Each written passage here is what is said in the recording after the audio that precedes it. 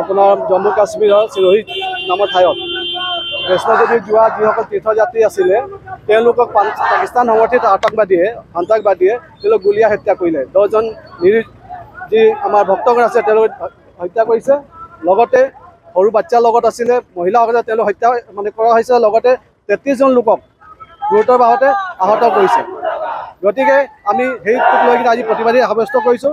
আৰু আমাৰ দাবী আছে, ভাৰত চৰকাৰে এটা দাবী আছে যে হিন্দুসকলৰ সুৰক্ষা নিশ্চিত কৰক, তীৰ্থযাত্ৰীসকলক সুৰক্ষা নিশ্চিত কৰক। লগতে যিসকল জেহাদী আছে, মৌলবাদী আছে তেওঁলোকক ভাৰতৰ পৰা নিষেধ কৰাৰ কাৰণে ভাৰত চৰকাৰে দাবী জনাব বিচাৰে। আমি জনাইছোঁ পৰ্যটন পক্ষতে দাবী জনাইছোঁ। কাৰ্যসূচী আমি কাম কৰিছোঁ।